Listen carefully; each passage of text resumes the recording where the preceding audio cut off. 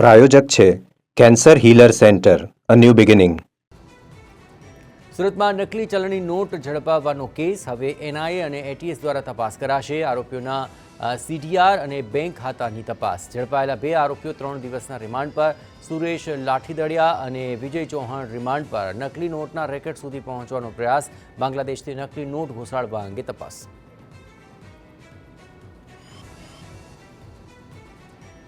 દેવભૂમિ દ્વારકામાં પોલીસના એક્શનના લાઈવ દ્રશ્યો. પોલીસે સ્ટંટબાજોને પકડવા જતાં સર્જાયા ફિલ્મી દ્રશ્યો.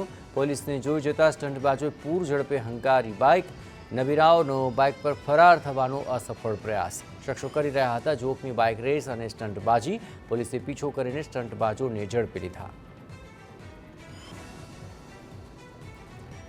વીમા કંપનીમાં ખોટા દસ્તાવેજ રજૂ કરી રૂપિયા પડાવવાનો ગોરખ ધંધો આવ્યો સામે. વીમા કંપની અને પોલિસી ધારકો સાથે છેતરપિંડી. બોગસ હોસ્પિટલના સૂત્રધાર સંજય પટેલની ધરપકડ કરવામાં આવી.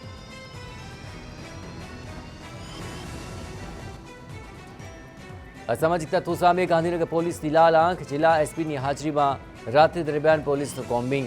ગજીરો, રિલાયન્સ સર્કલ સહિતના વિસ્તારોમાં કરાયું કડક ચેકિંગ. મોડી રાત સુધી આડેધડ પાર્કિંગ કરતા વાહન ચાલકો વિરુદ્ધ કાર્યવાહી.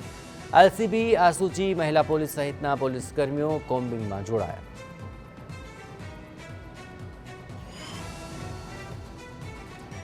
દ્વારકામાં અસામાજિક તત્વો સામે જિલ્લા પોલીસનો એક્શન પ્લાન તૈયાર. કાયદો વ્યવસ્થા જળવાઈ રહે તે માટે પોલીસે શરૂ કરી મેગા ડ્રાઈવ. પોલીસની આ મેગા ડ્રાઈવ દરમિયાન 30 જેટલા વાહનો ડિટેઇન કરાયા. અસામાજિક તત્વોની યાદી તૈયાર કરાશે. 150 રીઢા ગુનેગારોનો થશે સમાવેશ.